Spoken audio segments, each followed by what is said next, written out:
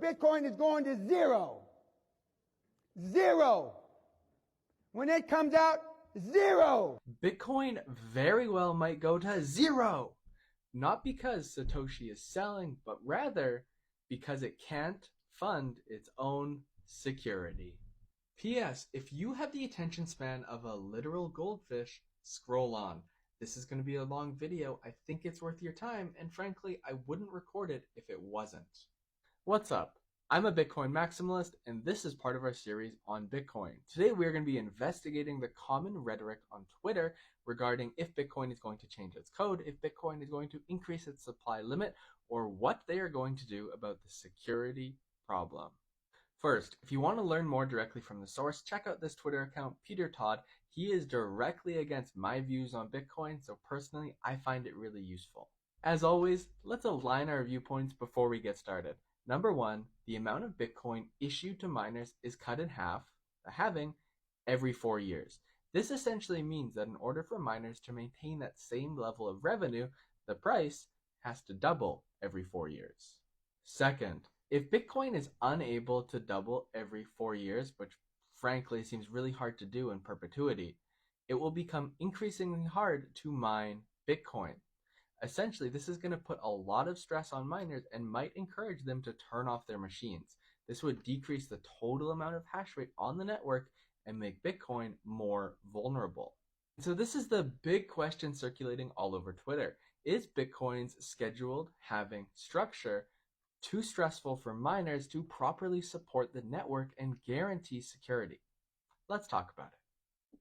First, let's understand exactly what's being proposed. Essentially, this group of people on Twitter is saying remove the hard limit of 21 million, add a 2% inflation tax, and that tax will help secure the network because it's going to pay the miners, encourage them to keep their mining machine on, and that will guarantee the security of the Bitcoin network.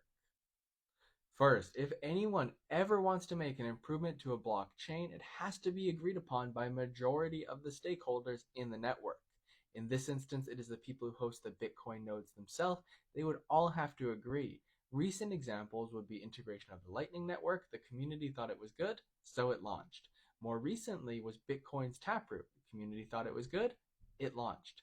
These are improvement proposals that have to be agreed on by the majority of network stakeholders.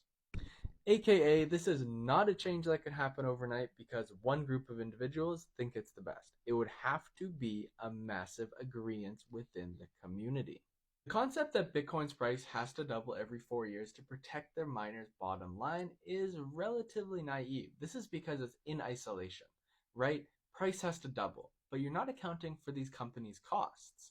And so if we're thinking about the price of Bitcoin mining equipment, the efficiency of Bitcoin mining equipment, technological advances for transporting and storing energy, or even government subsidies to help support electrical grids.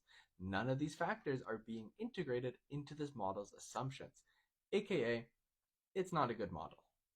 Next, let's fast forward. Let's say it's April 2024, Bitcoin halving just happened, miners' revenue literally gets chopped in half, and it's not like the price is going to double at the same time. So now the miners have an issue. Let's say a whole bunch are unprofitable and hash rate goes from up here to down here, meaning a lot of miners turned off their machine. Well, luckily, there's a self-regulatory mechanism called the difficulty adjustment. It happens every 2 weeks.